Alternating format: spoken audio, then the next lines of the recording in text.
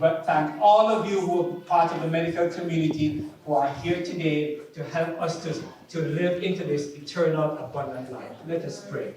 Oh God, we thank you for this day. We thank you that you have made us and you have made us so well. We thank you that part of continuing to care for your people is that you've given skills and commitment to others to help us to be a part of this journey. So bless this afternoon's events as you've started to do already, and continue to guide us. We continue to be faithful to all of what you have called us to do. And again, thank you for the gifts that you have given to us so that we can use for others. All of this we say, amen. Amen. Thank you, sir. Give it up for him one more time, the pastor of this great church. A lot of feedback from the audio. I have to take up a love offering for our ears a little bit.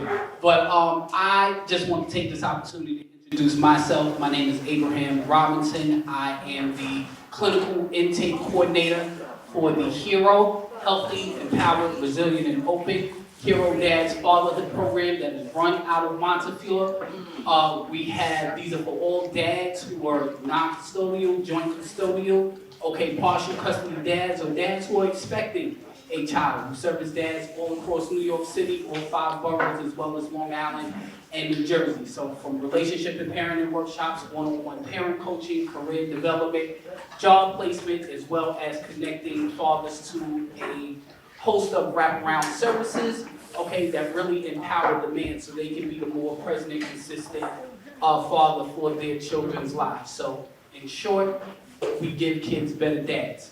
All right? So with that, a little bit of help with me today. So I'm going to have my co-moderator introduce himself. Good afternoon, everybody. Awesome. So my name is Malcolm Gregg. I'm the manager of infant development for the Montefiore Einstein Corporation. We work alongside with Montefiore, and what we do is that we pretty much work with our economic corridors, White Plains Road being one of them, as we're trying to tackle the social determinants of health, and are also advocating for small businesses. So today, we brought alongside a few of our barbers here today to help tackle and bring awareness for men's health. Just open up the floor to give those, and we also want to give thanks to our fellow partners with our Montefiore community relations team. Jade, it was a pleasure working with you.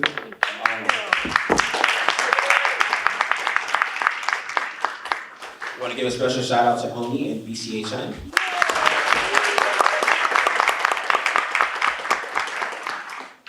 And also NPC, along with my awesome director.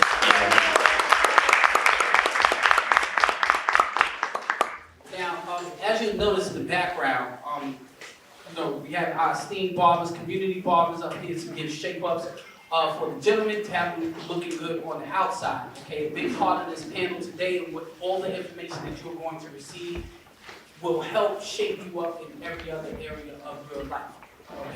So while we are getting started with Black History Month, is what we do yearly and commemorating all those who came before us, celebrating. One of the things we wanted to highlight and celebrate today are the everyday heroes. The Black men, the Black fathers, the Black soon-to-be fathers, the Black uncles, the Black grandfathers, the Black workers in our community. So oftentimes it may seem like you feel overlooked, you don't feel seen, you don't feel valued because of the way many men and men of color have been socialized to believe, right? Like, we take it all in, we don't show our emotions, we're not supposed to, we're shown that as a sign of weakness, all of these things, right?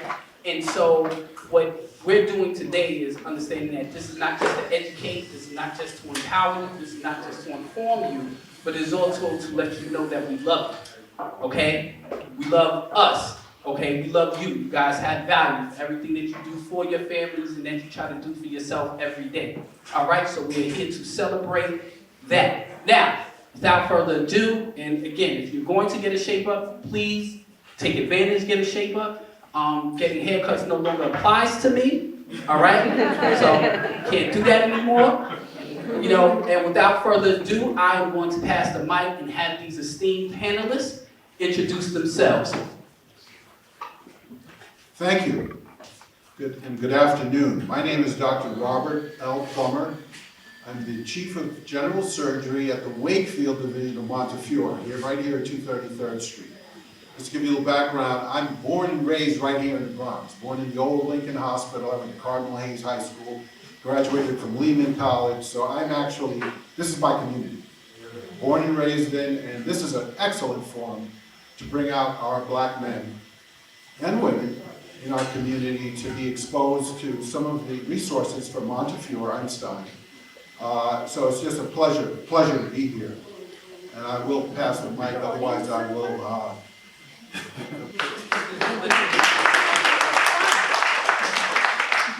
Good afternoon, everybody. I'm Cashin DeBose. I'm the founder of an organization called Cultivators, where we use nature as a way to address mental health within our community.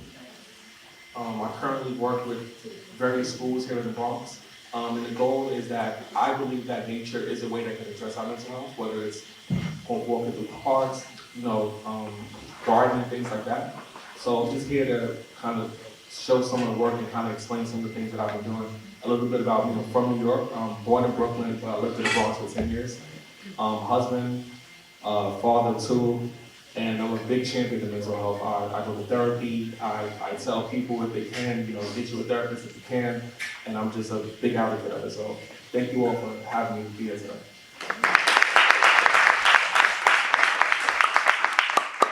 Hello everyone, I bring greetings from the Bronx Community Health Network. My name is Dr. Tarika James.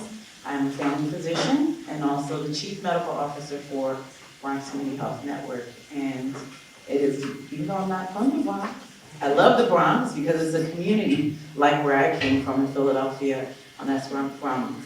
And I believe that we as a people need to be better educated about our health and better consumers of healthcare by knowing what we deserve and what we should be advocating for about ourselves. I'm interested in functional medicine, which is root cause medicine, looking at how we can cure and prevent chronic disease in our community. So I'm honored to be here. Thank you.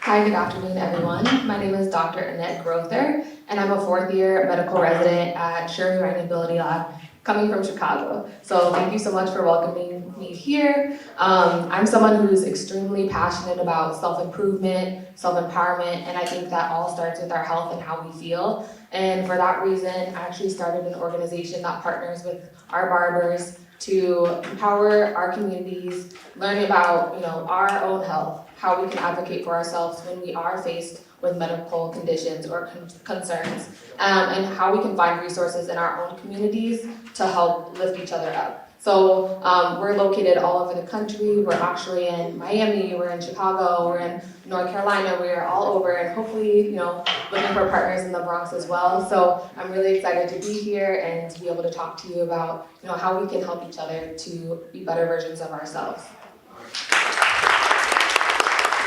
I love this panel. Let me get a round of applause for this panel real quick.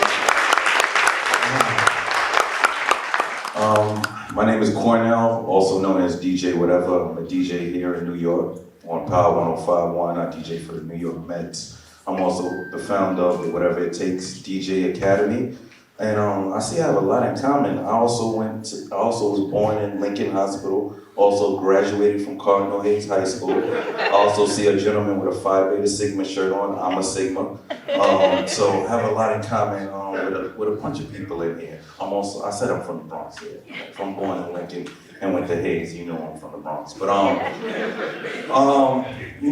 I'm inspired by music, so I fell in love with music at a young age, and at a certain point, DJing all across the globe. I still do the iHeart Music Festival. I'm all over the place, but I just wanted to give back to my community. So I said, what's better than to give back and inspire youth than through music? So I started my DJ Academy in a bunch of schools here, and I'm just happy to be here with all of you, and hopefully we get some great information. Another round of applause for this panel.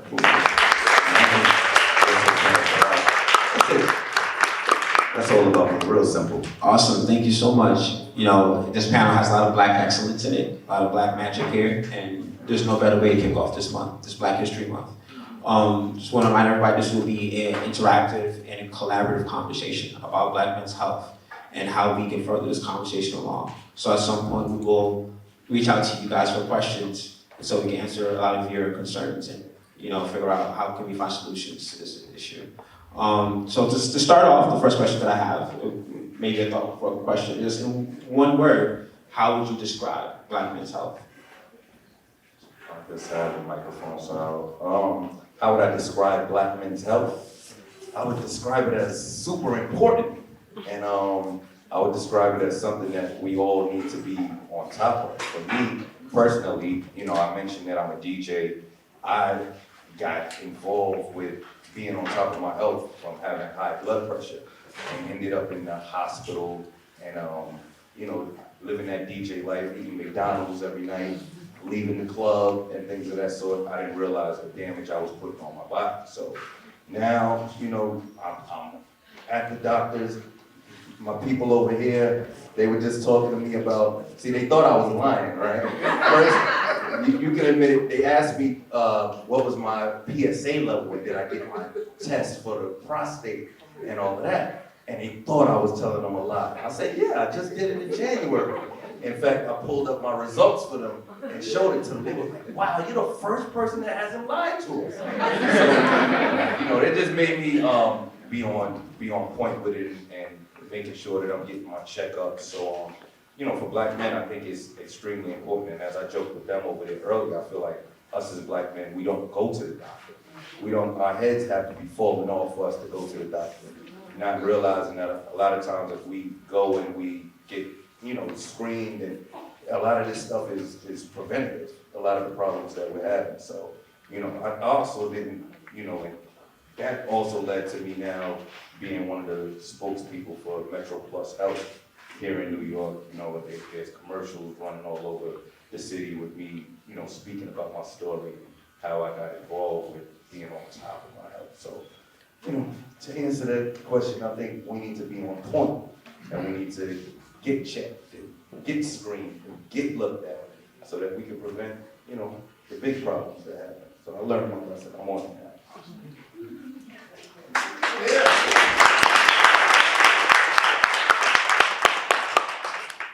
Going off of that, you mentioned something very important, and that's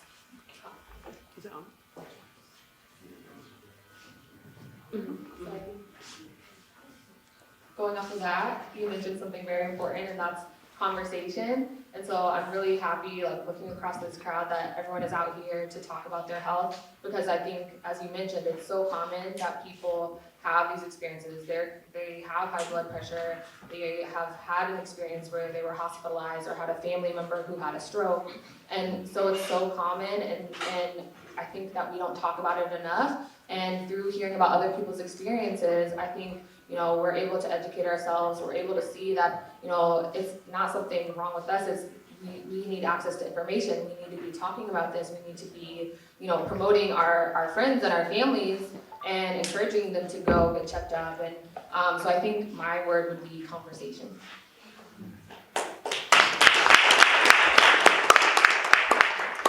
I believe that Black men's health is power, right? Because knowledge is power, right? The more we know about our health and what it means to be healthy and how to prevent chronic conditions, the better off we are. Your health is your wealth, right? If you don't have good health, it's hard to do just about anything else. It's hard to keep a job, it's hard to invest in your families. So I believe that the knowledge about your health is power.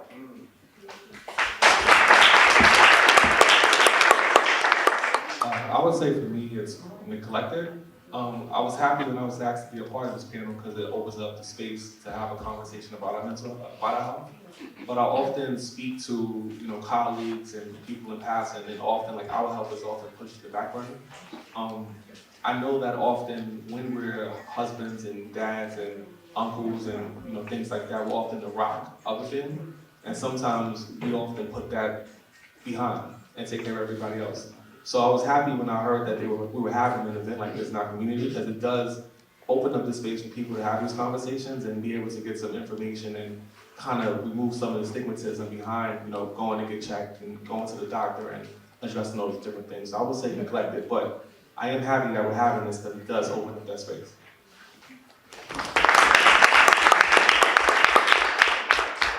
So if you look at the data, look at the studies looking at the health of our population at large, Black male health is in crisis.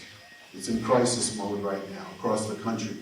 That's not just for senior and middle age, for our Black youth. We are in crisis mode.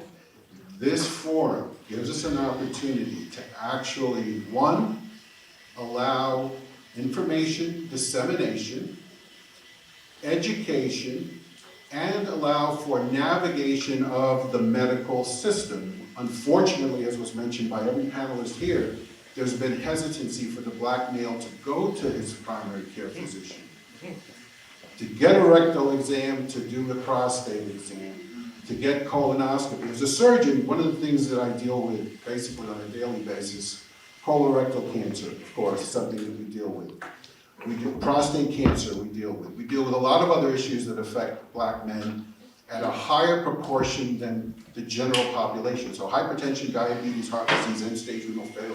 If you look at the numbers are scary, folks, they're scary.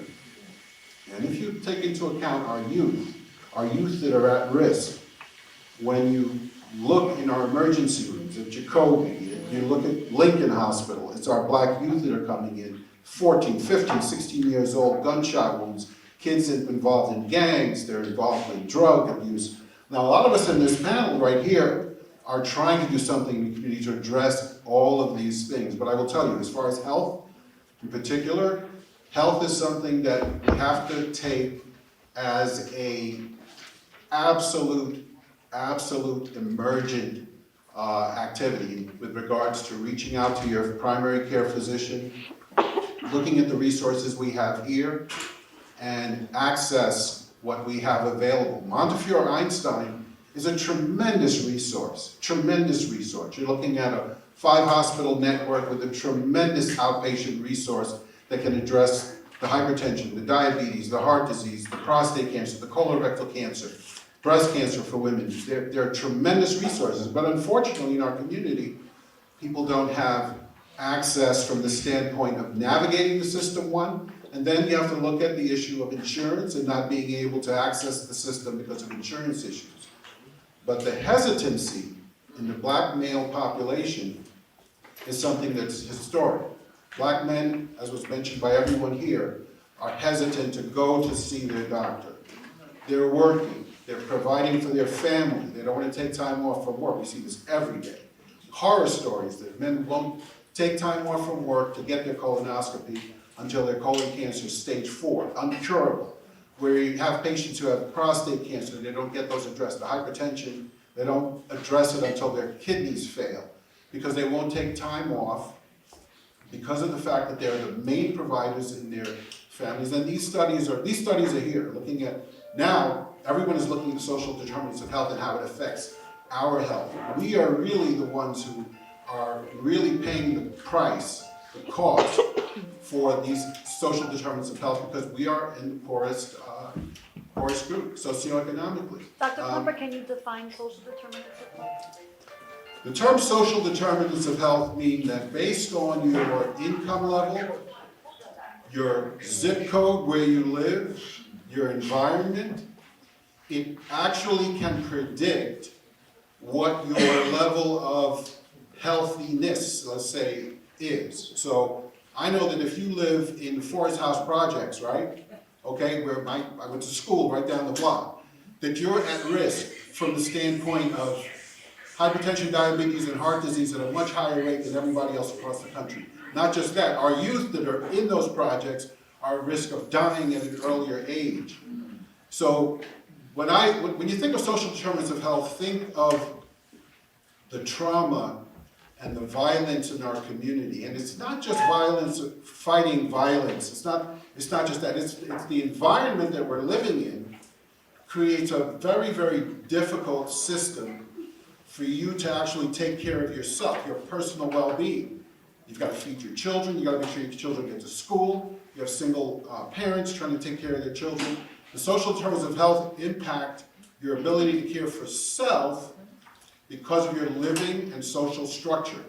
And these are things that Montefiore Einstein, in fact, is addressing some of these by tracking patients as they come in the hospital, looking at where they rate in their social determinants of health scale. And there are scales looking at things like basically, having access to good food, are you threatened at home, transportation, job, health literacy, people understanding what's available to them is vital. This forum to me is essential.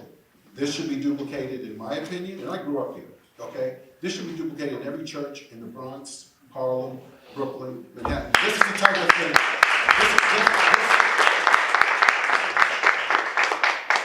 Because you get people out. You come out, you get a shave. You come out, you get some information. You come out and feed, get some food. You got to bring people out of their homes into a community like this to have access. And I will tell you, there's tremendous resources out here. Montefiore Einstein is a perfect example of it. You're looking at a tremendous resource in the Bronx that can actually take care of the entire population of the Bronx. Population of the Bronx, 1.4 million. Montefiore has the resources to actually do the screening. And the other take-home message, and it was addressed by the other panelists, cancer is curable, folks. Colon cancer, when it's detected early, can be detected as a polyp and is removed, and that prevents you from even developing cancer. Cancer at early stages. Stage 1, we can remove it, you're cured. You don't even need chemotherapy. Breast cancer is curable. Prostate cancer is curable. Hypertension, diabetes, heart disease, all of those disease processes can be addressed early to prevent us from ending up in the emergency room and ending up knocking out our other organ systems and to keep us functional. But, I don't want to take up the whole thing here, but I will tell you this, I'm passionate about this. Not just through working at Montefiore. I was in private practice for 28 years in the Bronx. So I built my practice in the Bronx in forums like this. And I will tell you that I know that our community is really hungry for this type of exposure. And my cards are here, folks. Everybody's welcome to take a card. And I have access, as the chief of surgery at the Wakefield Division, general surgery, I do a lot of colorectal cancer, and in private practice I was doing breast cancer, and everything you can imagine I was doing. I can tell you this, the connections and resources that are available through Montefiore, if you contact me, I can get you connected to whatever division, whatever screening, whatever testing that you need to get done. Whether you have insurance or don't have insurance, I can make it happen, okay? That's the take-home message.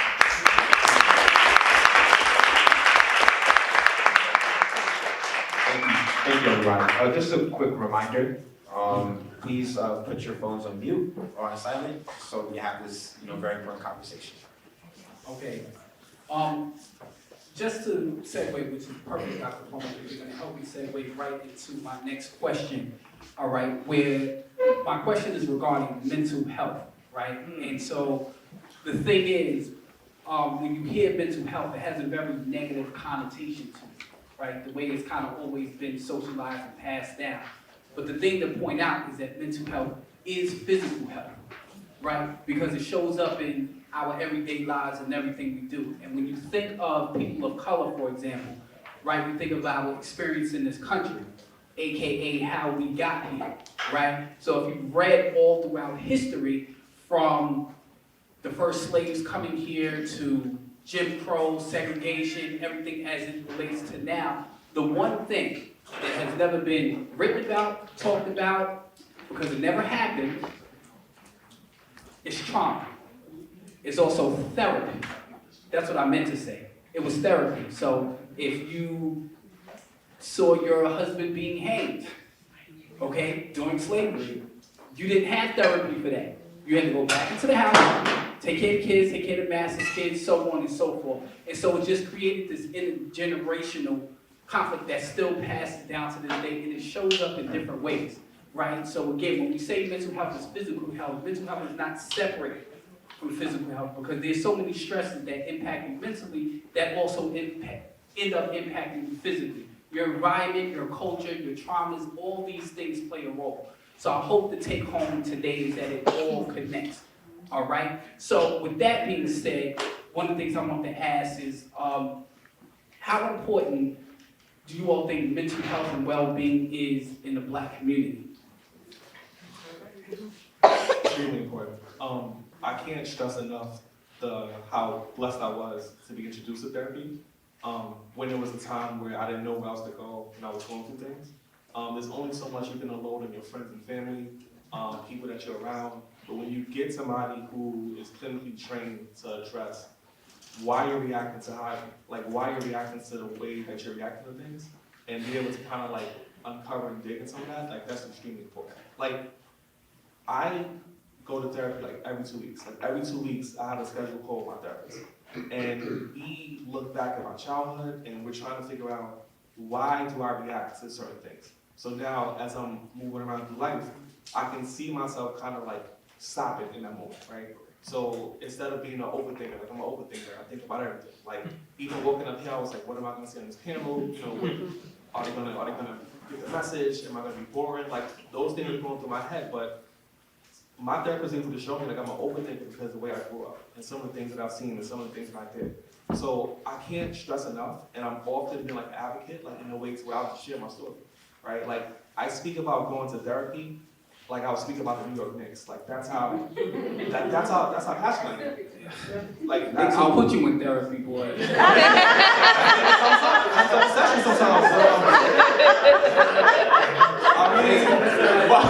disrespect. But so to close it, it's extremely important. I share my story with anybody. I tell my friends who are not in therapy, find therapy. If you're working, go contact the EAP plan. If you have one, they have, you can do short term, but it's super important. Like I can't stress that enough. Like that's why I kind of take in this role of working with kids using nature, because some of our communities don't have access to be able to pay for a therapist or be able to find the right person. So there's ways to cope with things with nature, right? You can go in the garden and go into the soil and release some serotonin and kind of get you going. You can like go water your plants, or you can pull some weeds. Like those are all things to help relieve some stress and kind of deal with some anxiety. So it's I don't know what else to say. It's super important. So.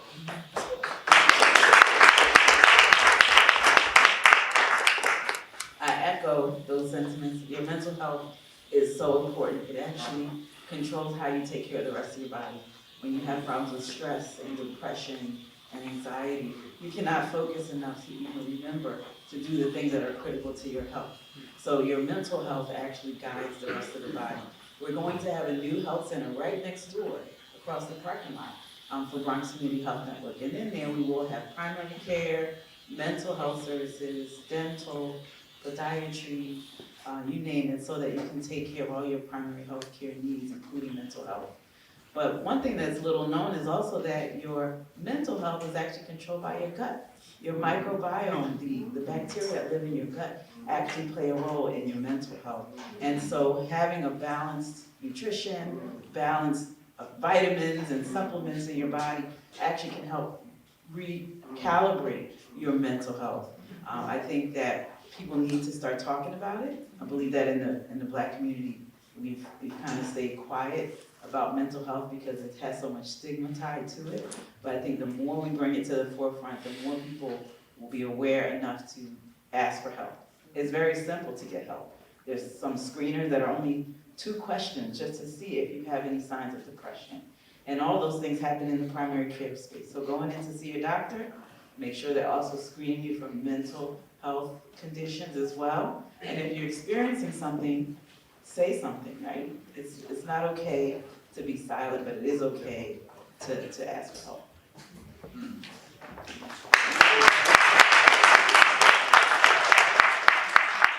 So I echo the sentiments of everyone here. Obviously, we all feel that mental health is extremely important and affects basically every part of our lives and our bodies. So just taking a simple example of stress.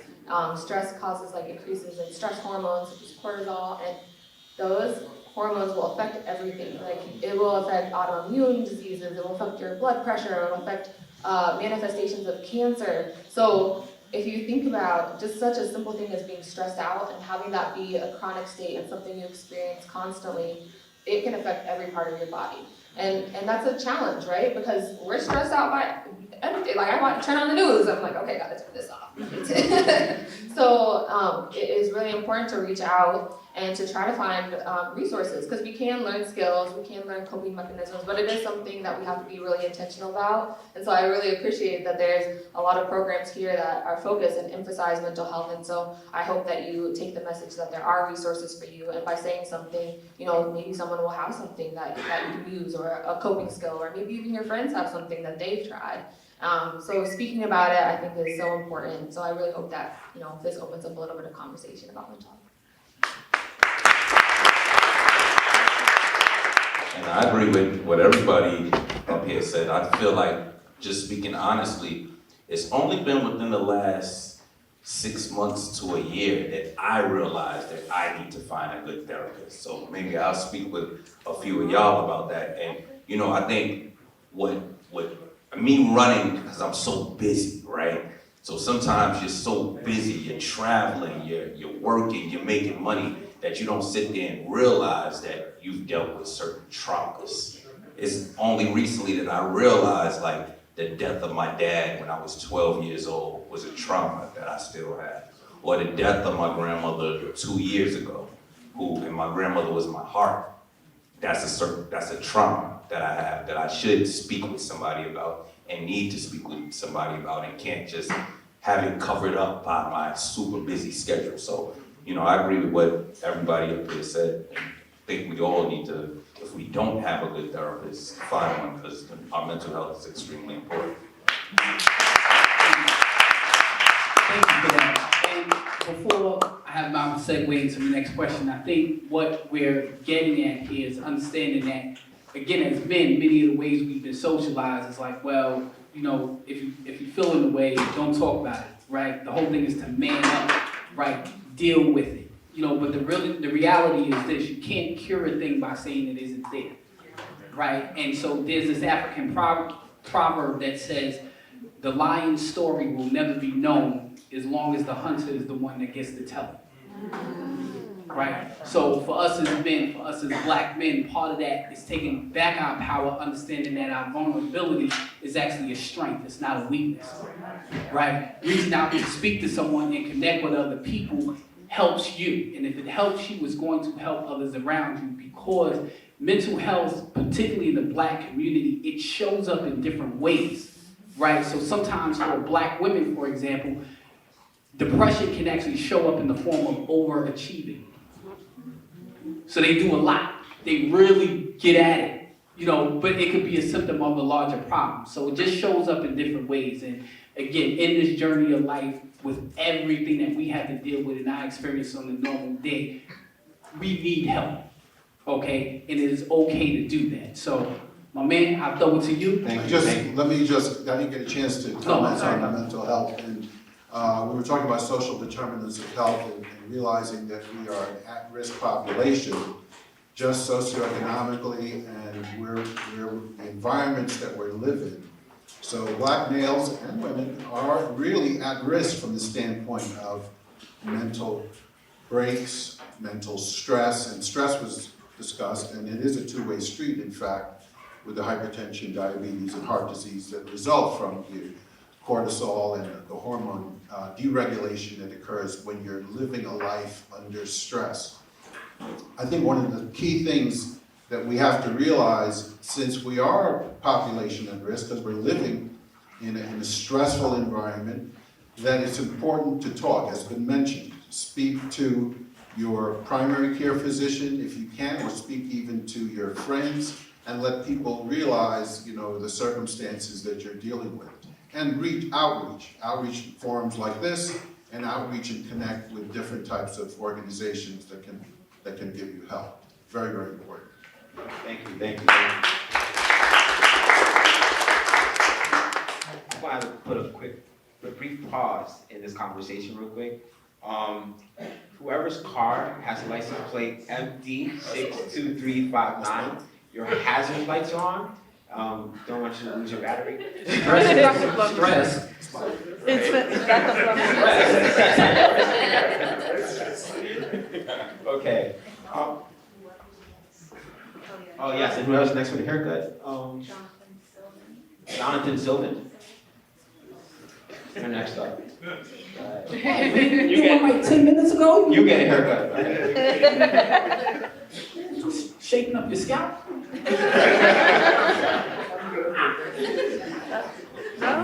Awesome. All right, great. I'm jealous. So just to hang on to that point about, mental health, you know, we live in a culture right now where grind culture, right? We're always on the go. I know myself, I have a full plate. Saturday could come and I'm thinking that it's Thursday, to be honest. But as black men, we're just trying to do the most to make ends meet. And I remember in college, my mentor always told me, you can't pour from an empty cup. And sometimes we sacrifice our strength, our health, our physicality to get the dollar, right? But we don't see how in the long term that may be detrimental to us and also may affect us economically. So I would love to ask our panel, what are some of the economic benefits of early detection and actually going after and seeking prevention services beforehand?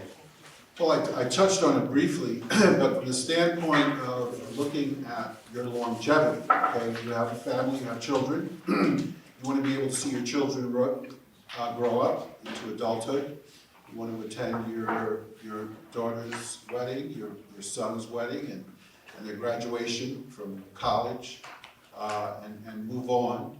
When you think about your own longevity in your life, you should think about the things that are going to shorten your life and prevent you from seeing your children grow up, or the things that may prevent you from achieving your goals, whether they be your professional goals, if you're in business.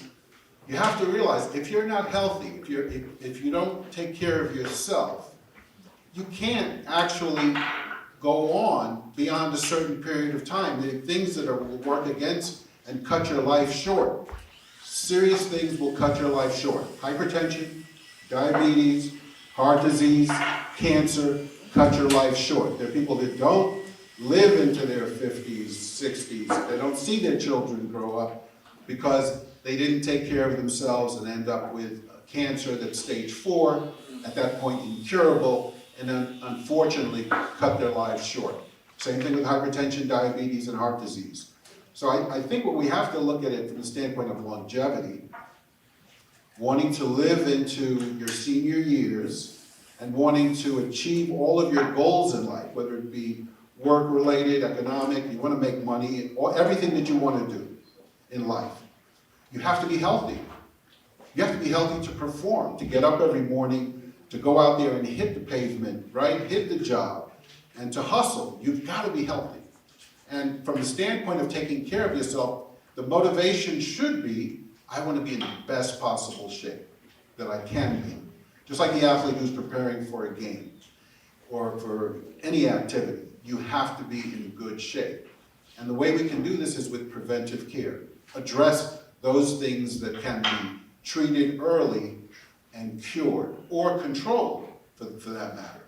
And we have to realize a lot of things can be cured in this day and age. Even things like hypertension and diabetes, with the advent of weight loss reduction, with gastric bypass surgery that we do to reduce your weight, you can actually correct your diabetes and hypertension if you lose enough weight. You can correct the diabetes and hypertension just by losing weight by changing your diet. It's very, very important for us to look at how we can physically control our life and our destiny by taking care of ourselves and doing preventive care, getting the screenings, doing the PSA, like you checking for your prostate, doing the colonoscopy when you need to get your colonoscopy, doing the mammograms for our young women early on, because these things are detectable early and curable. We have the resources to do it in medicine. So we need to really look at our longevity and how much we can control that. Thank you. To echo what the doctor said here, for me it's being able to see my kids grow up and being able to see them have kids. And I often look at it also as a way of I can't do that if I'm like always at the doctor or if I'm always, on medication or, if I'm just like, I'm ill. And for me, I've had family members who just died suddenly because they didn't go to the doctor, right? And those things, as was said in this parent, that can be prevented. So I often looked at that and not as motivation, but as a reminder that I need to take care of business. So whether it's not leaving a building behind when I have to be buried or cremated, or whether I need my son or daughter to take me to the doctor at an older age, it's my motivation to make sure I go to the doctor regularly and address my mental well-being so that I'm not a burden to them and I'm actually being able to enjoy life and see them grow up. And I'm not just there, they have to like take off work and take me to the doctor and things like that. Because I have friends that do that, but like I don't want to be in that position. So that's kind of like my thinking when I think about being preventative, right? It's taking care of yourself so no one else has to take care of you. Thank you.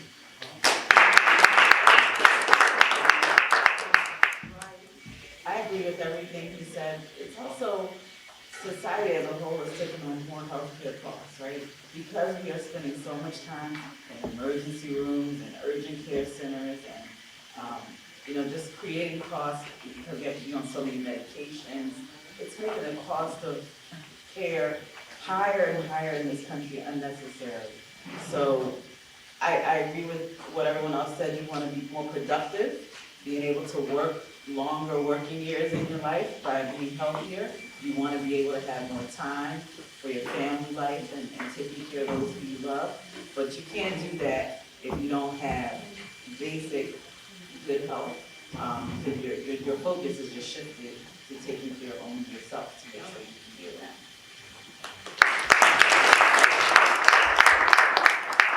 Everyone has excellent points. I just want to kind of give like a case example. So we're talking about prevention, and a lot of times the things that we're trying to prevent, you won't know that you have it until it's almost too late. So, when we talk about prevention, it's important to go before you even feel like you're sick. So in one case, maybe you don't feel sick, you go to your primary care doctor, and unfortunately they tell you that you have high blood pressure. So obviously that's, not great news, but as we mentioned before, these are things that are curable. So maybe they prescribe you a medication. The medication costs like $5 a month, and you maybe go to the doctor, every maybe 3 months to like check in. And as you're going every 3 months, your blood pressure is going down. You're getting tips on how you can change your diet, how you can change exercise. And these are small things. These are small steps. It can't be done overnight always, but you're improving yourself and you're taking ownership of your health. And eventually one day you come and they're like, well, maybe you don't need to take the medication anymore, because these are things that are reversible and preventable when they're caught early. Take another example. Maybe you start to feel sick one day and you're like, oh, maybe I need to finally go to the doctor. Unfortunately, because you waited so long, you now have end-stage kidney disease. And for the treatment for that, unfortunately, there's no pill. There's nothing that you can do to exercise or take a supplement or drink a juice or something like that. You end up on dialysis, where you have to go every other day for 3 hours to 4 hours, getting there, getting back, so your whole day's gone. You can't go to work that day. Maybe you can go to the work next day, then you have to go to dialysis the next day. So then you have doctor's appointments on top of that, and imagine the cost of all these things adding up. Whereas opposed to, going early, getting checked, or even taking advantages of resources here, it can be something that you take control of early on. So I just wanted to give that example with two situations, early prevention versus maybe going when you start to feel sick. And obviously, we want to try to take advantage of the early opportunity to prevent something much more drastic and much more serious, and something that could often result in death, as we mentioned. So you guys have control, you have all these resources, you have an opportunity, so we're all here to encourage you to take control of your health. I agree with what everyone said. I know for me, what keeps me motivated and what I think about was being a young man sitting in the hospital for a whole entire weekend, getting checks and checks and checks and going for different tests because they couldn't get my blood pressure down. Now, unfortunately, most of us, people don't react until they get punched in the face. So for me, I know I want to be here. For me, I know, I have a purpose in life. And in order for me to fulfill that purpose and for me to be here for my son, be here for my family, I gotta be here. You know what I mean? And I tell people all the time, you know, because I'm that person that harasses my friends. I call my best friend, hey, when the last time you went to the doctor? And I know they get annoyed with me. But I tell people this all the time, like, to make it real simple. We go to work every single day. We work 8 hours a day. A lot of us aren't even making the type of money that we want to be making during those 8 hours. But then we eat like trash. We don't take care of ourselves. We don't work out at all. So my question is, then what are you saying is most important to you? The money or your health? You can't go to work every single day, 40 hours a week, making probably not even the money that you want to be making, and don't take care of yourself. You're saying the money and paying that bill is more important than your health? So that's kind of the way that I put it with, you know, when I talk to my friends. So, but I agree with what everybody said. You want to be here, so you got to do what you got to do. That's it. These were great points. I think what we hopefully hope to normalize and bring into your everyday conscious is that the way we get a haircut, the way we go to the spa, the way we may sometimes go on vacations, you know, our attention and priority to our health is self-love, right? It is self-care. And as much as we may grind and want to go to work and provide for our families, one of the best ways that we can actually show our people how much we love them is by going to the doctor, being compliant, and getting these checkups and making sure our health is at the forefront, right? So, which brings me to my next question then. For Dr. Plummer, two ladies here, okay, you are looking at 3 individuals who make up 5.7% of Black doctors in the United States, right? So you're looking at walking history right here.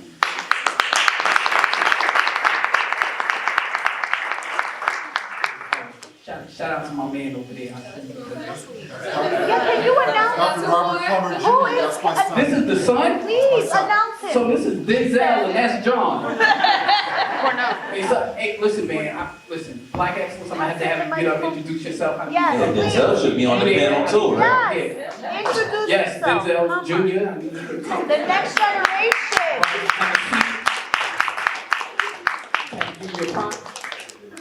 Like you just got from the gym, so. My name is Robert Plummer Jr. I'm the son of Dr. Plummer, senior year. I'm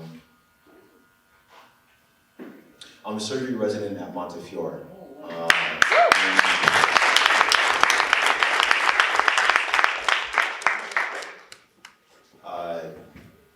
What I'll say is most of my experience working in this underserved and at-risk population here is my experiences with the trauma, like the physical trauma that Black men come into the hospital with. So like when I'm in the surgical ICU, I'm looking at a 23-year-old Black male who has just got his hand cut off with a machete because he was involved in gun violence, right? That's one kid in like taking up one bed in the surgical ICU. Then you have another kid, who's been shot 5 times, and now we're talking about like when we're gonna donate his organs because the kid's brain dead. And these kids are my age, 28 or a bit younger. And it really does come full circle, because yes, this is physical trauma, but you realize that this is also like a communicated mental trauma, like a communicated psychological trauma. And it's also structural violence. It's hard to say, hey, I want you to be healthy, I want you to go to the gym, right? I don't know, getting to school, you're running into gang violence, you're running into physical violence that you have to protect yourself from. I think it's it's like a multifactorial issue that we have in communities like this. It's a complex issue. But, yeah, I'm here to represent, I'm here to, show that, hopefully, hopefully that more, African-American men can get into medicine and pursue their dreams. I know that we need to go to the gym like every single day, much more than we do. Anyway, yeah. Great to be here. I appreciate that. Thank you. I don't want to keep him too long. You look like he on call, so. I hate to interrupt this again. There are 3 cars blocking this young gentleman in here. So I'm gonna call out the license plate numbers. GRP 3648, JGP 5949, and JRD 1996. Yeah, all right. Okay. Y'all better comply then. Thank you, thank you. Commandment, thou have told you. I am sorry for disturbing the conversation. No. Quite all right. So we've talked about many of the issues, many of the disparities, the statistics, all these things, right? And again, this is not just a forum and a family affair to really talk about the issues, but also to talk about solutions and measures and things that we can do. So the question is, what are some of the great programs and resources that are available, okay, to help address many of these issues and needs of these men? So, the point that was just made about the fact that we're underrepresented, black and brown physicians in our society, is one of the main culprits that impact our health.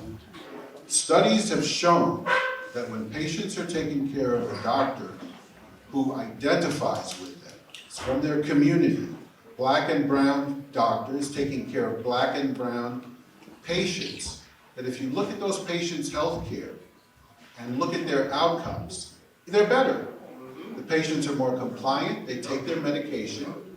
The patients, their hypertension, their diabetes, their heart disease, even from the standpoint of counseling and their mental health, is better because the doctors identify with them. The doctor can say, yeah, I grew up in that neighborhood. I know what you're dealing with. I know the stresses of being a single parent, raising a child, having, a relative who got shot, kids who are involved in gang violence, and you're trying to survive. The structural violence that my son's talking about.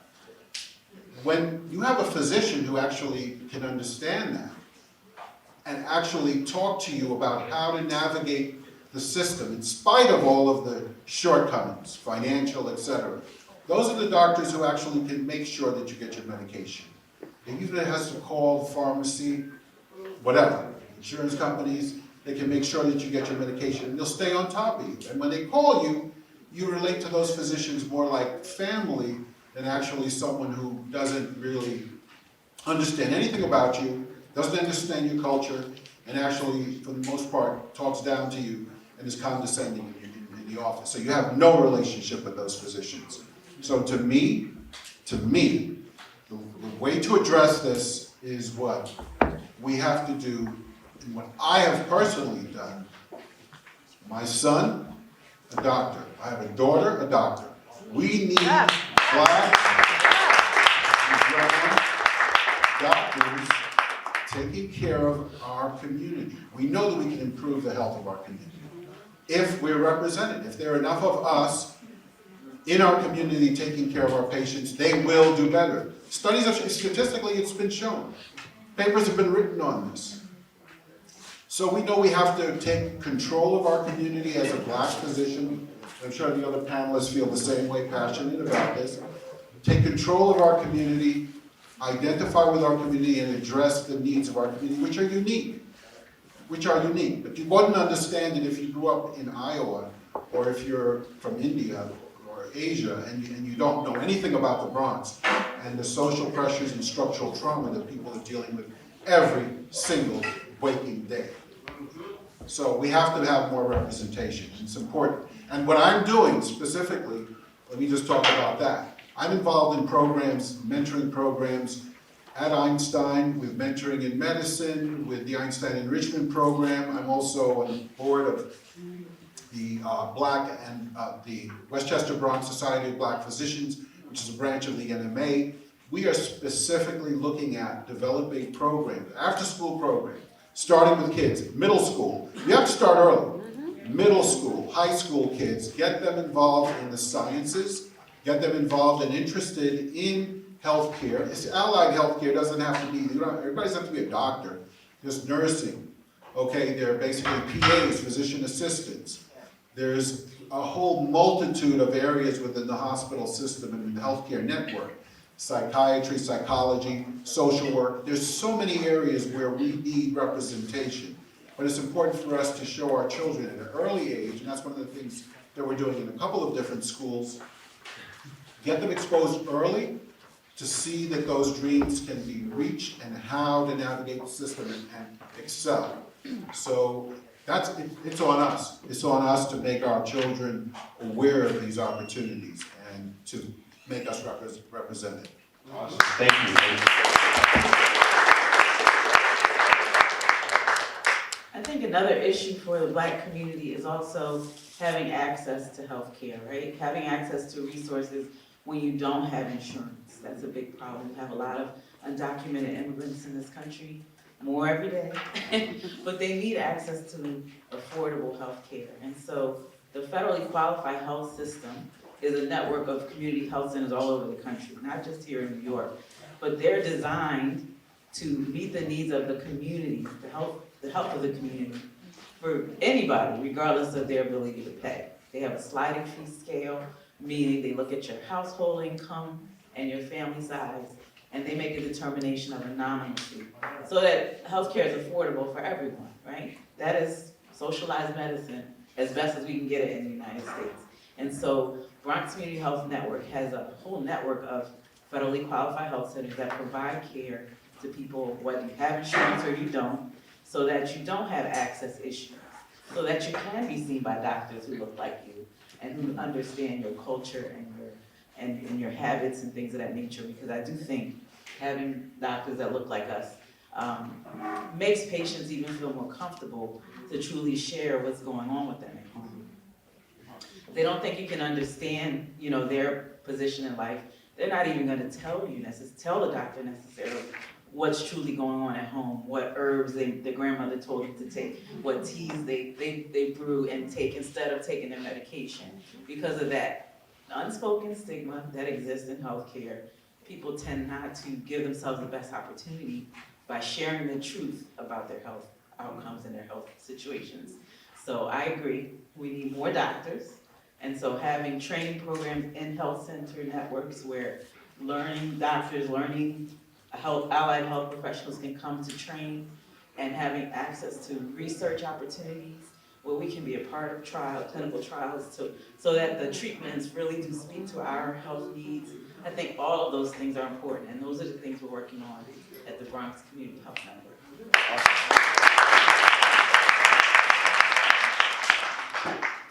So I just want to say that as I look around, I see a ton of resources, and I see a lot of people who saw something and then did something. So I think there's so much power in community, there's so much power in all of these organizations that we see here who are here as a resource. I do think that community is such a huge thing, and so I personally partner actually with barbershops in all communities all over the country. And the reason we partner with barbers is because they are staples in their community. They've been there for years, and they understand, what everyone is going through. They've had clients for 20, 30 years, and they've heard the stories of their families. They've heard all the health concerns. They've heard mental health concerns. And so we partner with them as a trusted community member and provide health screenings and preventative medicine. So I do think it all starts with prevention. I think that there's so many resources as we look around that are community-based, that are focused on improving health, and a lot of it is actually accessible. I want to say Google is a great resource to try to find some of these resources, because they are here. There are so many people that care about your health and want to help. And I do want to emphatically say that doctors really do care. We want you to come to us. We want to be a resource. We want to help. And so I'm just so excited to see all of you here wanting to improve your health and find out more information.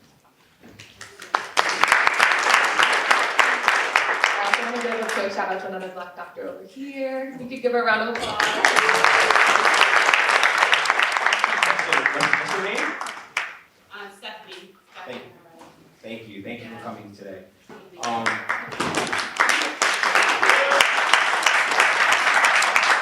So, this panel is full of Black excellence, Black History Month, but we are joined by excellence herself.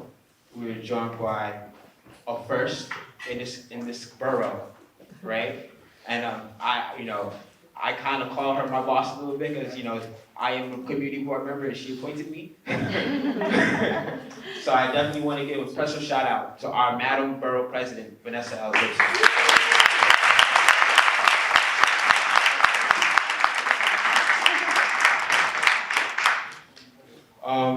See, this conversation is about community. It's about how can we push forward into the future. I think over the last 3-4 years, we've noticed, health disparities arise within our communities, ravage some of our communities, especially this very community right here. So we want to give you guys a chance to now ask these special and talented experts, questions that you have. Representation matters. And as we are building that platform, building that ground to get more Black people, more people of color that looks like us in those seats, we have to utilize as much as we can. So if you have a question. I got a question. Awesome. Please state your name. My name is Jeffrey Omar Patrick. I go by Jeffrey Omar.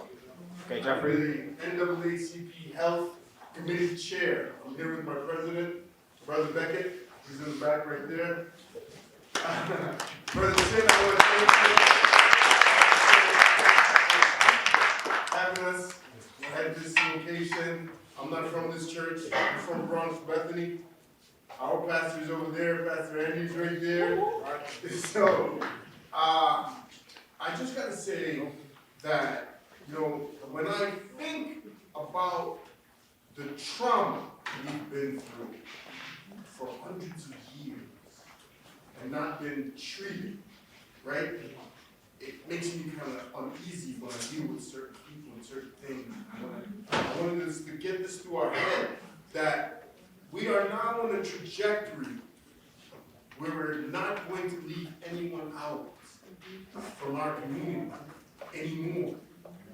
We're going to take it by the bull by the horn, as they would say, right?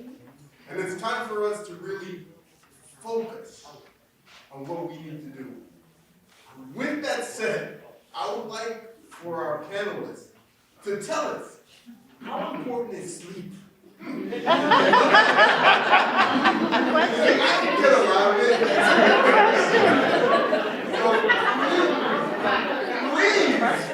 Please, Doc, go ahead. Tell us how important sleep is. I'll pass it to Doc. I didn't expect that question. You have my heart. I'm a little confused, but I'll answer the question. I mean, listen, and I'll pass it to Doc, but for me personally, as a DJ, as someone who's on the radio, running my DJ Academy across New York, I'm running, traveling like crazy. So for me, sleep is super important. I need more of it. I didn't get much last night. I got off the radio late last night, went home, and didn't get enough. But it's super important. I feel different when I get a certain amount of sleep. You know what I mean? I feel a little more rejuvenated. You know what I mean? And I just came back from Cancun 2 days ago, so I didn't sleep out there. Right? So I think sleep is super important. I think it's super necessary. I see another Sigma in the building, so shout to my Sigma brothers. And they might. I see Sigma in here, brother. I don't see no Alpha in here. Right? I see Sigmas in here. If they are Alphas in here, y'all didn't wear no Alpha gear in here, right? So I'm not shouting you out, but shout to the Sigmas, Blue 5. Shout to everybody. I'm just messing with y'all. But I'll pass it on to the doctor so he can the doctors so one of them can answer. As a matter of fact, I'll pass it to one of our beautiful lady doctors. Make love, not war, whatever. I think all of us are gonna mention how important sleep is, but you know, that's the time when your body repairs itself. From a cellular level, when we talk about memory, that's when our memories are encoded. So like every aspect, I don't even know how to emphasize how important sleep is. The more, it is an area where there's a lot of research, so people are very focused on it because it is very promising as far as improving health and the importance of it. Every study is showing how important it is. So every time they do a study, they're like, oh, is sleep really that important? Every single time. There's never been a study that's like, oh, sleep's not important. So, you know, that's, you know, for us, that's how we make medical decisions. The more studies we see, the more we can emphatically say 100% health, sleep is important for your health, for your mental health, for your cognition, basically. So maybe Sleep is a science unto itself. And there's different types of sleep, right? It's not just close your eyes and then you're better the next day. It really is the quality of the sleep, right? So if you don't get to that deep level of sleep, that rapid eye movement level, where your body is totally almost paralyzed, and your brain and your cellular level is actually able to restore, then you will have earlier signs of dementia. You will be linked to so many chronic conditions, that hypertension, that diabetes, that heart disease, all of it is linked to how well your body is able to recover from the routine stresses of life, and then on top of that, the extra stresses of a poor standard American diet and a poor exercise regimen. So all of the things we do to ourselves can be reversed to some degree by getting an adequate night's sleep and getting into that deep restful sleep. So I guess the takeaway is don't sleep on sleep. Dr. Plum. Sleep is a very big topic, and unfortunately, doctors in training don't get much of it.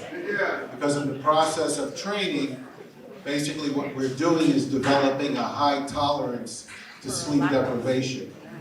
Because of the stresses and work hours of physicians, we tend to get less and less sleep. But from the standpoint of the general public, everything that was said is in fact true, in that lack of sleep puts you in a situation where mentally and physically and physiologically you're actually deprived. Because sleep is where you actually rejuvenate. Unfortunately, what happens, a lot of us, just because of the social determinants of health again, and our living circumstances, the stresses of our environment, and the ability to go out, you have to go out and make a living, we don't get enough sleep. The thing that we have to realize is there is that deep level of sleep, the REM sleep, and studies have shown that you don't need the full 8 hours of that type of sleep per se. You can get that type of sleep usually in a smaller period of time, but it's reaching that level. But everybody has a different comfort zone with the amount of sleep that they need to function. And a lot of us as physicians, especially as surgeons, we learn to actually function with less and less sleep, and we adapt. We adapt to that. Getting up at 3 o'clock in the morning and having to go in and do surgery to save a life. You get used to that. That's why the surgical training process actually is 5, 6, 7, sometimes 10 years to be a cardiac surgeon, because you're basically grooming your body. The best analogy I tell people, it's like you're becoming a Navy SEAL. You're in a situation where they're putting you in a situation where you're sleep deprived, but you have to function. And you have to continue to adapt over time and develop a higher tolerance. But for the general public, absolutely, you do need sleep to rejuvenate, and it cuts down on obesity, cuts down on the hypertension, the diabetes, and heart disease, absolutely. And you know what I hope everybody also takes away from this is that these aren't things that require an extraordinary lifestyle change, right? Like you don't have to leave the stress, you don't have to leave the neighborhood, you don't have to move out the neighborhood to be less stressed, right? There are certain things you don't have to do to be less healthy in the environments that you're in and maintaining that. So a lot of times it's not about doing extraordinary things. It's just about doing the ordinary things extraordinarily well, right? So Amen. So, any questions? Does someone have a question here? Yes, sir. Hey, stand up, brother. Stand up. Want to thank the panel for. One second. Go ahead. My name is Andy Rubin. Want to thank the panel for sharing this information with us. My question is, how important do you see faith or spirituality intersecting with healthcare or the relationship, and what part does it play? Excellent question. Well, I can take that question. Went to Cardinal Hayes High School. I'm a Catholic. I raised my children. They're Catholic. We're Christian. I think spirituality, actually, from the standpoint of being the foundation of your ability to tolerate the stresses of life and the experiences that we deal with, the challenges of life, actually, that is your support structure. In my opinion, from the standpoint of your mental health, from the standpoint of your physical and physiologic health, spirituality is very, very important. It's important for people to come to the realization that there is a God, and that, there is, in fact, strength and miraculous things that occur in people's lives based on their faith. And it's very, very important for physicians and the general public, to tell you the truth, to have strong faith as a foundation and a part of your life, raising your family and raising your children, because those things actually do give you the sustenance and ability to deal with the stresses of life. So that's my take on it. It's very, very important. Christianity is a very important part of my life as well. You want to comment? So I don't know if all of you are familiar, but there's a show on Netflix that talks about the blue zones and how you have longevity. And in there, it goes through some of the tenets of what those people's lives are like, those centenarians, those people who live a long time, and what they did in their lives to get to those ages. And one of the hearts of what they've done is have a strong faith base. It does play a role in your health. I think also the fact that there's a community of others in common culture and common practices working together towards certain goals. I think that gives you a sense of purpose in your life. And having a sense of purpose, I think, also lends itself to longevity and good health and good outcomes. So I definitely think faith is a base for good health.